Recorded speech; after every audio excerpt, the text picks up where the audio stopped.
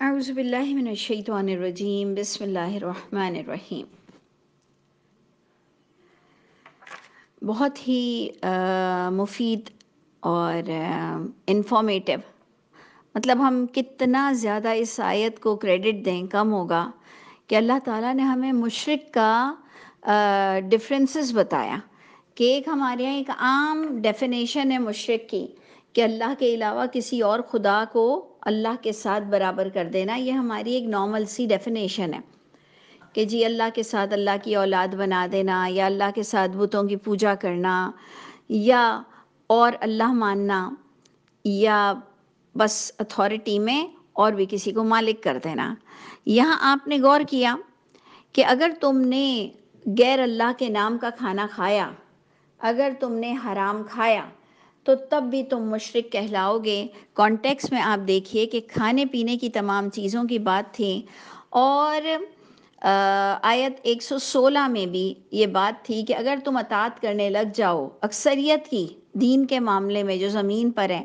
تو یہ تم کو بھٹکا کے رکھ دیں گے اللہ کے راستے سے۔ علماؤں کی طرف اشارہ تھا،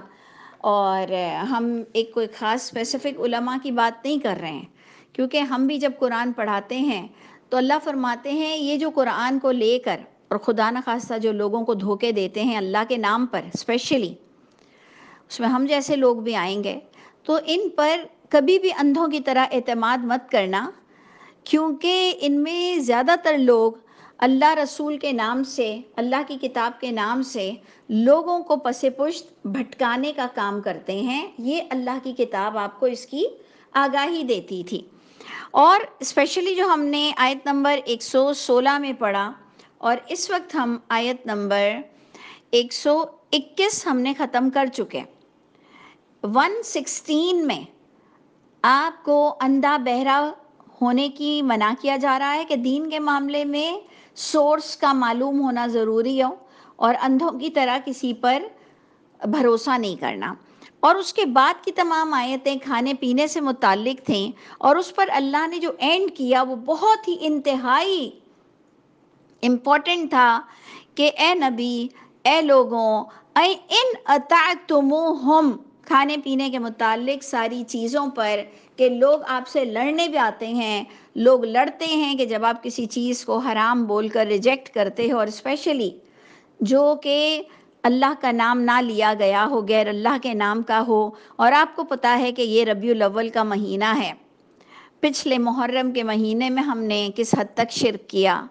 اب ربیع الاول میں ہم کس حد تک اللہ اور رسول کے نام سے شرک کریں گے، اور اسپیشلی ہم مسلمان لوگ۔ یہ سب آپ کو اپنی اپنی خود کی حفاظت کرنی ہے، اپنے پیٹ کو حرام سے بچانا ہے، اپنے کانوں کو حرام سے بچانا ہے، اپنی آنکھوں کو حرام سے بچانا ہے۔ صرف بے حیائی، مہندی اور کنسرٹ، صرف اس میں حرام نہیں ہو رہا ہوتا ہے، ہمارے دین کے نام پر بھی ہم بہت حرام کا کاروبار کر رہے ہوتے ہیں۔ تو جناب بات یہ تھی کہ اللہ کے رسول سے بھی لوگ لڑنے آتے تھے، جب وہ توحید کا درس دیتے تھے تو ان سے لڑنے آتے تھے، تو اللہ نے پھر بھی کہا کہ اے نبی، ان سے بالکل ڈرنے کی ضرورت نہیں۔ ان اطعتموہم، تم تمام لوگ سن لو، اگر تم نے ان کفر کرنے والوں کی اطاعت کی، انکم لمشرکون، البتہ تم بھی مشرک کنسیڈر کیے جاؤ گے۔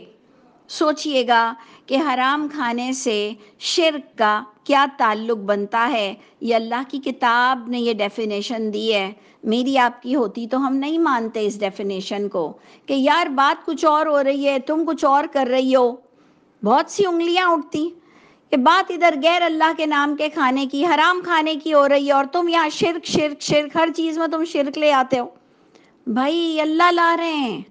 اللہ لا رہے ہیں، اور یہ بیسٹ ڈیفینیشن ہوتی ہے، یہ بیسٹ تفسیر ہوتی ہے کہ جس سے ہم کو کوئی آئیڈیاز ملتی ہیں۔ اب جناب اب دیکھیے کہ قرآن نہ پڑھنے والا، اس کو اللہ تعالیٰ مردہ کہہ رہے ہیں، مردہ۔ یہ بھی اب اللہ کی کتاب ہی بتا رہی ہے، 122 سورہ انعام۔ اب من کان میتا، کیا جو شخص ہے مردہ، فَأَحْيَيْنَاهُ، پس حیاتی دی ہم نے اس کو، اگر آپ اس کو لے لیں کہ چلے بھائی پیدا نہیں ہوا تھا، وہ مردہ تھا، پھر ہم نے اس کو حیاتی دی، ایسے بھی کہہ لیں۔ اور اگر کانٹیکس سے دیکھیں کہ قرآن نہ پڑھنے والا وہ مردہ ہے، پھر ہم نے اس کو دین دیا، آگاہی دی، الہام کیا، وحی دی۔ وَجَعَلْنَا لَهُ نُورًا فَأَحْيَيْنَاهُ، حیاتی کو ایکسپلین کیا جا رہا ہے۔ اور اگر آپ چاہیں تو اس آیت کو الگ بھی لے لیں، اٹس ڈپینڈ آن یو۔ آپ دونوں طرح سے اس آیت کو لے لیں کہ ایک تو ہم کہیں گے نہیں، اللہ تو ایک جنرلی بات کر رہے ہیں کہ مردہ تھا، پھر اللہ نے تجھے زندگی دی، پھر اللہ نے تجھے کتاب کی توفیق دی اور کتاب کی تجھے کتاب سے تیری رہنمائی کی۔ اوکے، آپ جو جس طرح سے اسے لینا چاہیں، لیکن پتہ یہ چلتا ہے کہ جہاں انسان الہامی نور سے غافل ہے، الہامی نور سے دور ہے، تو اس نے اپنی زندگی کا مقصد بھی کھو دیا، اور وہ گویا ایک مردہ کے برابر ہے، اور پھر بھی اس کا حساب کتاب ہوگا۔ ٹھیک ہے، تو بڑی پیاری یہ بھی آیت ہے کہ کیا جو شخص مردہ تھا، بس حیاتی دی ہم نے اس کو، اور بنایا ہم نے اس کے لیے ایک روشنی۔ اس نور کی آگے بریکٹ میں آپ ڈالیں گے وہی، عطا کی ہم نے اس کو وہی، بنایا ہم نے اس کے لیے نور، وہ وہی کی روشنی میں وہ چلتا تھا۔ یمشی بہی فی الناس، وہ چلنے لگا، وہ چلتا تھا اس روشنی کے ساتھ، فی الناس، لوگوں میں، کانفیڈنٹلی، اعتماد کے ساتھ کہ جی یہ میرا دین ہے، مجھے کوئی کمپلیکس نہیں، میں قرآن کو اس طرح سے سمجھتا ہوں، میں کسی مسلک سے تعلق نہیں رکھتا ہوں، میرے کوئی پیر صاحب نہیں ہیں، اور میرا دین قرآن ہے، اور جناب یہی بس قرآن سے میں قرآن کو سمجھتا ہوں۔ بڑا انشاءاللہ تعالی ہم نے کانفیڈنٹلی یہ بات کرنی ہے۔ ہاں، اگر آپ کو کوئی شک و شبہ ہے تو ٹھیک ہے، آپ اپنی خیر منائیے، اپنے لیے آپ علم حاصل کریں۔ تو جناب اللہ نے بڑی پیاری اگزامپل دی، تو کیا آپ اور میں اس روشنی میں چل رہے ہیں یا کنفیوز ہیں؟ چلو ٹھیک ہے، ڈسکس کرتے رہا کرو، اگر کنفیوز بھی ہو ہم بھی ڈسکس کرتے رہتے ہیں۔ ڈسکشن تو ایک علم کا لیول ہے کہ اپنے آپ کو ہمیشہ ہم اسٹوڈنٹ سمجھتے رہیں گے، اور جہاں ہم سمجھیں گے کہ یہ مجھ سے اچھا جانتا ہے، ہم وہاں جا کر اپنی فیلنگ کو شیئر کریں گے، ہم ان سے کویسچن کریں گے، ہم ان کی بھی آراء رائے ضرور مد نظر رکھیں گے۔ تو اللہ فرماتے ہیں یمشی بہی فی الناس، ایک تو مذکر واحد آ رہا ہے کہ جو میں بار بار کہتی ہوں کہ اللہ کا واسطہ الحمدللہ مجھ پر ستہ کی کوئی ذمہ داری نہیں ہے۔ یمشی بہی فی الناس، وہ مذکر واحد اس وحی کو لے کے چلتا ہے لوگوں میں، لوگوں تک پہنچنا ہے، اپنی صرف گھر میں بیٹھ کر کریکشن نہیں کرنی ہے، آپ کو اپنے رپورٹ میں دکھانا پڑے گا، آپ کے رزلٹ میں، آپ کا رزلٹ اس وقت مرتب ہوگا کہ جب پوچھا جائے گا، دیکھا جائے گا کہ آپ ناس کے لیے لوگوں میں کتنا بات کو کر سکتے تھے۔ کمن، اللہ فرما رہے ہیں کیا مانند، یہ اس شخص کے برابر ہو سکتا ہے، ایک وہ شخص جو روشنی میں چلتا ہے، خود ہی اپنی کتاب کا مفتی ہے، خود ہی اپنے لیے اپنی رائے قائم کرتا ہے، لوگوں میں بیٹھ کر چھپ چھپا کے نہیں کرتا۔ کیا وہ اس شخص کے مانند ہے کہ فی الظلمات، اس کے پاس کوئی ایجوکیشن نہیں ہے؟ اندھیرے کا معنی ہوتا ہے، اندھیرا کس کا اپوزٹ ہے؟ روشنی کا، اور روشنی ہم نے کیا لی؟ وحی۔ ابھی اوپر کی آیت میں تھا نا، ظلمات کا اپوزٹ نور، نور ہم نے کنسیڈر کیا وحی، اور ظلمات بغیر وحی کے ایک شخص ہے جو بغیر وحی کی لائف میں جی رہا ہے، یا تو بے دین ہے، اور یا دیندار ایسا ہے کہ اندھے بہروں کی طرح اپنے پیر صاحب کے پاس بیٹھا ہوا ہے، اپنے علماء کے پاس بیٹھا ہوا ہے، اپنے مزاروں کے پاس بیٹھا ہوا ہے، اور اللہ فرما رہے ہیں کیا یہ اس شخص کے مانند ہو سکتا ہے جس کے پاس وحی کی کوئی تعلیم نہ ہو، لیس بخارج منہا، اور آگے اس کا کوئی پلان بھی نہیں ہے، لیس بخارج منہا، اس کو اس اندھیرے سے نکلنے کا کوئی موڈ بھی نہیں ہے، کوئی پلان بھی نہیں ہے، کوئی اسٹریٹجی بھی نہیں ہے، ڈرتا ہے کہ اللہ کی کتاب سے حق واضح ہو جائے گا تو مجھے میرے پیر صاحب کو، مسلک کو، امام کو، مسجد کو، جو کہ غلط عقائد پر اگر مبنی ہے تو ان سے بحث کرنا پڑ جائے گا۔ پچھلی آیت کیا تھی کہ اللہ کے رسول جب توحید کا پرچار کرتے ہیں تو لوگ لڑنے آتے ہیں، وہ کہتا ہے بھائی یہ میں لڑائی جھگڑے نہیں مول لیتا، بظاہر بڑا امن پسند بنتا ہے، ہمارے یہاں بھی ایسا ہی ہے، بظاہر بڑا امن پسند بنتا ہے، کیونکہ جو قرآن کے معاملے میں اختلافی باتیں کرتے ہیں اس کو فتنہ کرنے والا بھی بولا جاتا ہے کہ یہ بھائی اس کے درس میں بڑا فتنہ ہوتا ہے، یہ اختلافی باتیں کیوں کرتی ہے، جنت کی باتیں بتائے، جہنم سے ڈرائے، نماز کی پابندی بتائے، نماز کی رکعتیں بتائے کہ ہاتھ کہاں باندھنا چاہیے، بتائے کہ عورتیں کیسی نماز پڑھیں اور مرد کیسی نماز پڑھیں، یہ اختلافی باتیں کیوں کرتی ہے؟ تو ہمارے یہاں بھی اس طرح کے لوگ بستے ہیں جو کہ حق سننے سے ڈرتے ہیں، لیس بخارج منہا، اس کو اس اندھیرے سے نکلنے کا کوئی پلان نہیں، وہ اپنے ماں باپ کی، والدین کی چوکھٹ پکڑ کر بیٹھا ہوا ہے۔ کذالک، اسی طرح اللہ تعالیٰ بھی ہر کفر کرنے والے کے لیے مزین کر دیتے ہیں ما کانوا یعملون، جو وہ عمل کر رہا ہوتا ہے، جس نے پلان کیا ہے کہ میں نے نہیں نکلنا، جبکہ علم حاصل کرنا فرض ہے، تو پھر اللہ بھی اس کو اس کے حال پر چھوڑ کر اس کے برے اعمال کو مزین کر دیتے ہیں۔ اس ڈسکشن کو ہم نے ہمیشہ اس طرح سے رکھا تھا کہ اللہ تعالیٰ کس کے اعمال کو مزین کرتے ہیں، تو ہم نے کہا تھا کہ میری انڈرسٹینڈنگ یہ ہے کہ اللہ تعالیٰ بے نیازی برتنے والوں کے اعمال کو مزین کر دیتے ہیں، اللہ تعالیٰ لاپرواہی کرنے والوں کے، غفلت کرنے والوں کے، اگنور کرنے والوں کے، اعراض کرنے والوں کے اللہ تعالیٰ بھی اعمال کو مزین کر دیتے ہیں، جبکہ ہم چاہتے ہیں کہ نہیں اللہ تعالیٰ آپ ان کو پکڑیں، لیکن اللہ مجھ سے زیادہ اچھے ہیں اور مجھ سے زیادہ جاننے والے ہیں، اللہ کہتے ہیں نہیں جی وہ سب جانتا ہے، اگر اگنور کرتا ہے تو میں نے بھی اس کو اس کے حال پر چھوڑ دیا۔ تو کیا آپ اور میں ایسی خوشنما زندگی چاہتے ہیں؟ کیا ایسی خوشنمائی اور مزین لائف آپ چاہتے ہیں، یا آپ اللہ سے خود دعا کرتے ہیں کہ اللہ تعالیٰ اللہم کفر عنا سیئاتنا، اللہم کفر عنا سیئاتنا، اللہ مجھ سے میری برائیوں کو دور کر دیجئے، اپنی شفقت کے ساتھ مجھے پکڑیے، اور اللہ تعالیٰ ربی اوزعنی ان اشکر نعمتک اللتی انعمت علی وعلی والدی وان اعمل صالحا ترضاہ، وَأَنْ أَعْمَلَ صَالِحًا تَرْضَاهُ، اللہ میں ایسے اچھے اعمال کروں کہ آپ راضی ہوں، پروردگار ہر پل آپ کی یاد میرے ساتھ ہو۔ یہ ہم گناہ ہی اس وقت کرتے ہیں جب ہم ٹائمنگ اللہ کی ذات کو بھول جاتے ہیں، جبکہ میں نارملی اگر آپ سے کویسچن کروں کہ کیا تم اللہ کو بھولتے ہو، تو آپ اور میں کہیں گے نہیں بھائی،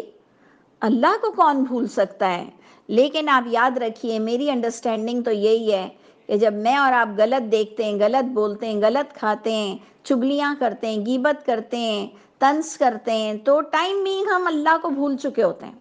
جبھی تو یہ کچھ ہو سکتا ہے، کیونکہ اگر اللہ یاد ہوتا تو ہم یہ حرکت نہ کرتے ہیں۔ تو اس لیے ہم کو اپنا معاملے میں بس انالائسس کرنی ہے، اور انشاءاللہ تعالیٰ اسیسمنٹ کرتے رہیں گے، اللہ ہمیں ضرور کامیاب کریں گے۔ تو اللہ فرماتے ہیں اگنور کرنے والوں کو میں ان کی لائف میں خوشنما بنا کر چھوڑ دیتا ہوں۔ اب اللہ تعالیٰ ہمیں ایک لا یا ایک انفارمیٹیو آیت یا ایک انٹلیکچول بات بتا رہے ہیں، ذرا سا غور سے دیکھیے 123، کذالک، اسی طرح، یہ اللہ کا آج انداز ہے، جعلنا فی کل قریہ، اسی طرح ہر بستی میں، یعنی یہ نبیوں کو ایک تسلی بھی دی جا رہی ہوتی ہے، ہمیں بھی، کہ بھئی اپنا کام کرو، ہر دفعہ ایسے ہوتا ہے، مایوسی تھوڑی ہوتی ہے، پرابلم تھوڑی آتی ہے، اس پر بھی آپ دیکھیں گے کذالک کو لے سکتے ہیں کہ بھائی اس طرح تو ہوتا ہے۔ اللہ فرماتے ہیں اسی طرح ہم نے بنایا ہر بستی میں اکابر مجرمی، ہاں بڑے بڑے اس بستی کے مجرموں کو ہم نے بنایا۔ ہم نے بنایا کا مطلب کیا ہے کہ ہاں ہمارے قانون کے مطابق ہم نے جو اختیار دیے ہیں تو لوگ بڑے بڑے جرم تک پہنچ جاتے ہیں اور اللہ ان کی ڈھیل دے رہے ہوتے ہیں۔ اسی طرح یہ اللہ کا قانون ہے کہ بس کس نے گناہ کیا اور اللہ نے پکڑ لیا، نہیں نہیں، وہ اکابر بن جاتے ہیں۔ اکابر، اکابر کا معنی ہے بڑے بڑے کرائمز کرنے والے۔ وہ کیا کرتے ہیں؟ لیم کرو فیہا، تاکہ وہ مکر کریں اس بستی میں۔ اسی طرح چلتا رہتا ہے، یہ اختیارات کو لوگ مس یوز کرتے ہیں، بڑے بڑے مجرم بنتے ہیں تاکہ وہ دین کے معاملے میں کوئی نیٹ ورک چلائیں، کوئی مکر چلائیں، کوئی نہ کوئی پلاٹنگ کریں۔ وما یمکرون، اب آگے اللہ نے کوئی جواب نہیں دیا، بس اللہ نے یہ کہا کہ یہ سب ان کو اپنی ذات پر یہ افیکٹڈ ہوں گے، بس یہ اللہ نے آنسر کیا۔ اللہ نے ہمیں بس دو باتیں بتائیں جو سمجھنے والوں کے لیے اشارہ کافی ہے۔ ایک بتایا کہ ہاں اسی طرح میں ڈھیل دیتا ہوں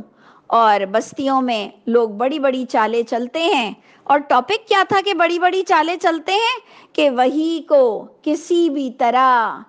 بند کرنا، چھپانا، کہ لوگ اندھیروں میں رہیں، ڈریں، روشنی میں آنے سے ڈریں، کیونکہ جب روشنی ملے گی تو برے لوگ لڑنے آئیں گے، جب روشنی ملے گی تو ماں باپ کے، والدین کے، بڑوں کے، باپ داداؤں کے طریقوں کو چھوڑنا پڑے گا، جب روشنی میں آئیں گے تو یہ مسلک اور یہ تمام جھوٹی ڈیفینیشن سے جان چھوٹے گی جو انہوں نے بڑے بڑوں نے ہمیں الجھا کے رکھا ہوا ہے۔ تو یہ ڈرتے ہیں، تو لوگ بھی ایسی چالیں چلتے ہیں کہ قرآن کے ترجمے سے لوگوں کو روکتے ہیں، چالیں ایسی ایسی چلتے ہیں کہ حافظ قرآن بننے پر منع نہیں کرتے ہیں، حافظ قرآن بنا دو لیکن حفاظت کرنے والا نہیں بناتے، وہ ان کی نام نہاد رٹنے والا، اس کو انہوں نے حافظ قرآن کا لفظ دے دیا۔ میری الحمدللہ تینوں بیٹیاں حافظ قرآن ہیں الحمدللہ، لیکن میں اتنا ضرور جانتی ہوں کہ اگر وہ عمل نہیں کریں گی تو پڑھنے کی وجہ سے جنت میں نہیں جا سکتی ہیں، اور میں تو ماں ہوں ان کی، تب بھی میں نہیں جا سکتی جنت میں۔ کچھ لوگ جو بیچارے کم علم ہوتے ہیں وہ کہتے ہیں تمہارے لیے تو پکی ہے جنت، اللہ کر دیں، لیکن مجھے تو پتہ ہے نا کہ جنت پکی کس کے لیے ہوتی ہے، جس کے عمل مرتے دم تک اللہ کی رضا والے ہوں۔ یہ حافظ قرآن تو لفظ ہم نے بنایا ہے، جبکہ انہوں نے اس کو صرف یاد کیا ہے۔ حافظ قرآن تو حفاظت کرنے والا ہوتا ہے، جو اپنے اعمال سے قرآن کی آیتوں کو مسخ نہیں کرتا، اپنے پیروں تلے رونتا نہیں ہے، حفاظت کرتا ہے، لوگوں کو بھی بتاتا ہے۔ فی الناس نکلتا ہے، یمشی بہی فی الناس، یہ ہوتے ہیں۔ تو اللہ فرماتے ہیں، اللہ تعالیٰ نے ہمیں دو باتیں بتائیں کہ ہاں اسی طرح اے نبی، اے نیک لوگوں، لوگ تو تمہارے خلاف آئیں گے، بڑے بڑے مجرم ہو جائیں گے، بڑے بڑے نیٹ ورک چلیں گے، بڑی بڑی چالیں چلیں گی، کسی بھی طرح تم وہی سے دور ہو جاؤ، لیکن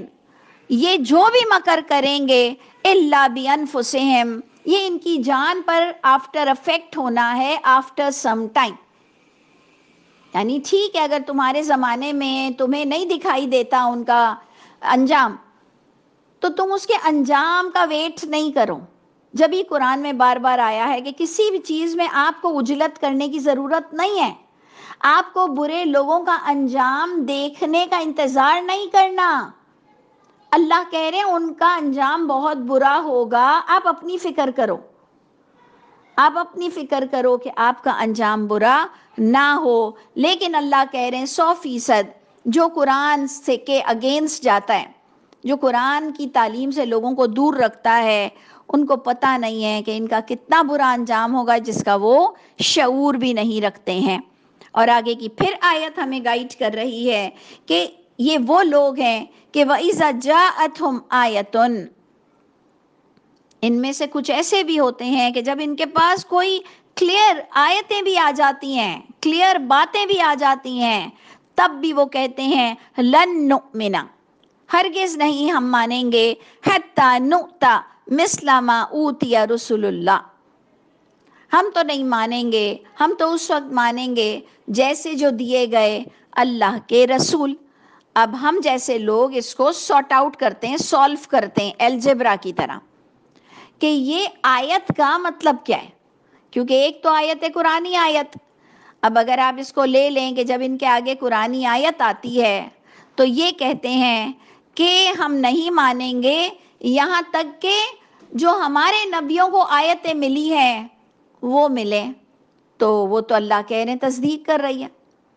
سمجھ آ رہی ہے بات؟ ہم جیسے لوگ جو کہ قرآن کو سمجھنے کی کوشش کرتے ہیں، ہم آیت کا ترجمہ 3 لکھتے ہیں۔ 3 ہے نا آیت کا ترجمہ، ایک ہے وہی قرآنی آیت ورسز قرآنی ورس، ایک ہے معجزات، ایک ہے عبرت۔ تو یہاں پر بات ہو رہی ہے کہ جب ان کو دی جاتی ہے، سنائی جاتی ہے کوئی ورس، کوئی آیت، وہ کہتے ہیں ہم نے نہیں ماننا، ہم کو تو جو پچھلے رسولوں کو دی گئی ہے وہ آیت چاہیے۔ تو اس سے ہم نے اپنا سولیوشن یہ کیا کہ جی یہ معجزات مانگ رہے ہیں کہ نہیں جی ہمیں یہ وہی والی آیت نہیں چاہیے، ہمیں تو وہ معجزات دکھاؤ جو پچھلے پیغمبروں کو معجزات ملے ہیں، تب جا کر ہم اس علم کو سمجھیں گے۔ اگر آپ کو یاد ہو، اگر آپ نے یہ سورہ انعام ہمارے ساتھ بیٹھ کر سنی ہو، اگر آپ نے سورہ انعام پہ کنسنٹریٹ کیا ہو، تو پچھلا یہی ٹاپک تھا کہ علم حاصل کرو، معجزات میں اسٹیبلٹی نہیں ہے،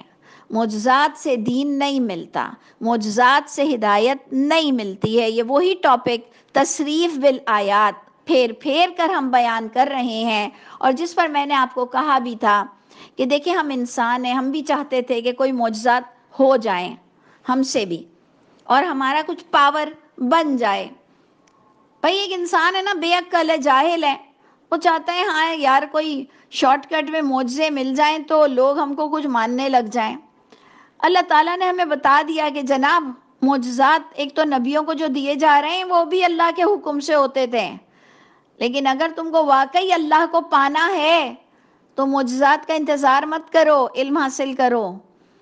اور جب علم سے تمہیں ایک حقیقت پتہ چل جائے تو بس وہ اسٹیبلٹی، وہ آیت ہی تمہارے لیے بہت بڑا معجزہ ہے کہ اللہ نے تمہارے دل کو اسلام کی طرف پھیر دیا، جبکہ تم نے کوئی پلاننگ نہیں کی تھی، صرف تم نے علم حاصل کر کر دعا بھی کی، سنسیئر بھی رہے، کنسرن بھی رہے، تو اللہ نے تمہارے دل میں ضرور بات اتارنی ہے کہ پھر ضد کس کے آگے؟ اللہ کے آگے،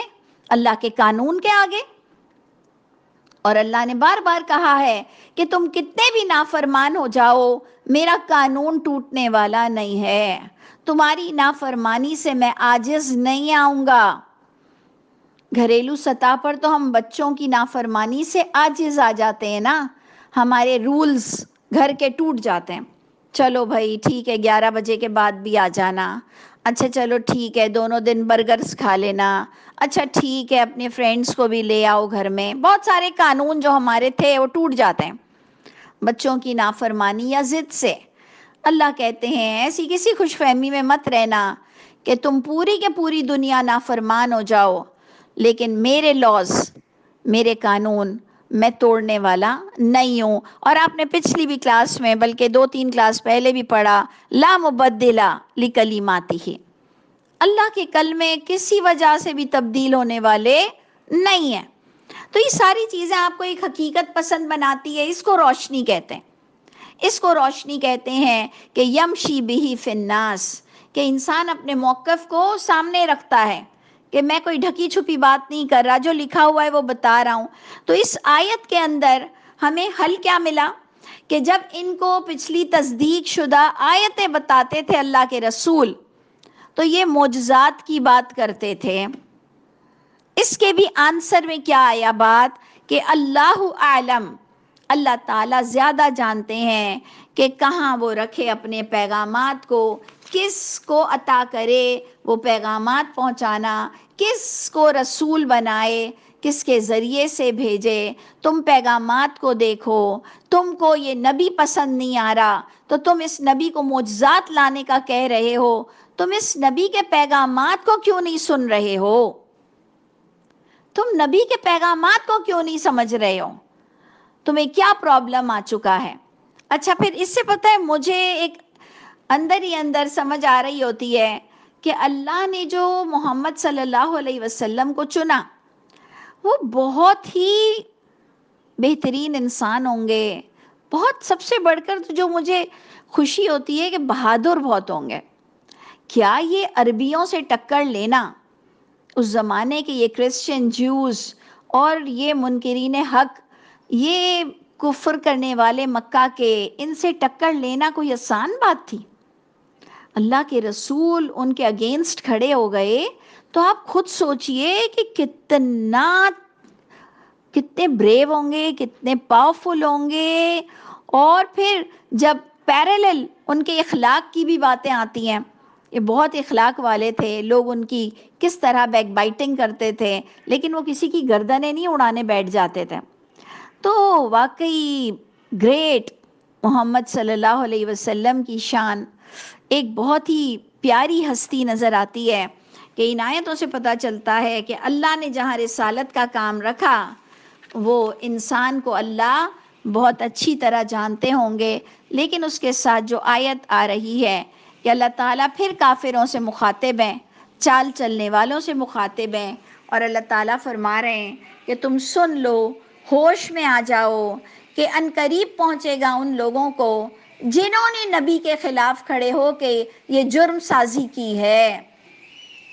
جو کرمنل ایکٹس کے تحت جو بھی یہ حرکتیں کر رہے ہیں. جلد پہنچے گا ان لوگوں کو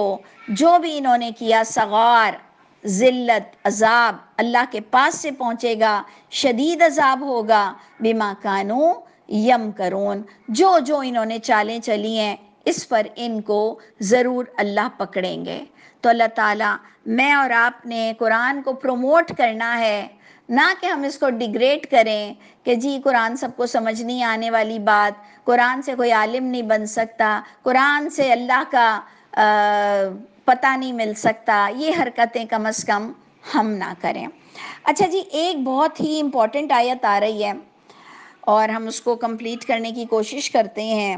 بہت پیاری آیت ہے، آیت 125 کہ جس کے لیے اللہ ارادہ کریں کہ اس کو ہدایت دیں تو یشرح صدرہ للاسلام،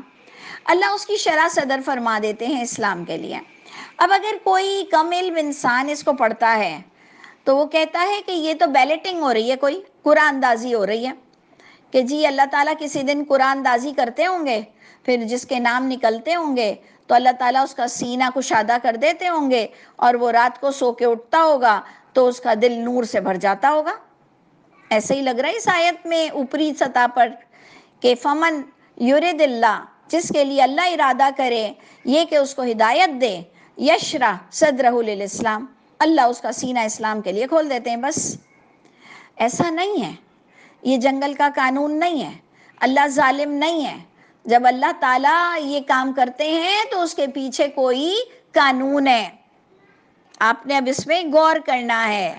کہ جو ارادہ کرتے ہیں، جس کے لیے ارادہ فرماتے ہیں اللہ کہ ہدایت دیں اس کو، تو اب ہم نے اس کو ڈھونڈنا ہے قرآن سے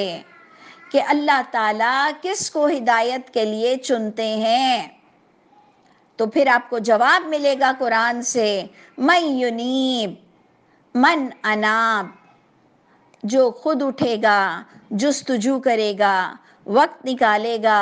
اللہ کی طرف رخ کرے گا. اور اللہ کی طرف رخ کرنا یعنی وحی کو تھامے گا، اور سب سے بڑھ کر عربک سیکھنے کی کوشش کرے گا، یا کم از کم عربک کے ساتھ جاننے کی کوشش کرے گا کہ مجھے کوئی دھوکہ نہ دے، اور اسپیشلی دینداروں سے بہت اویئر رہے گا کہ یہ تو مجھے خدا نخواستہ جہنم تک ہی لے جائیں گے، جتنے دیندار بن رہے ہیں یہ مجھے کہیں غلط گائیڈ نہ کریں۔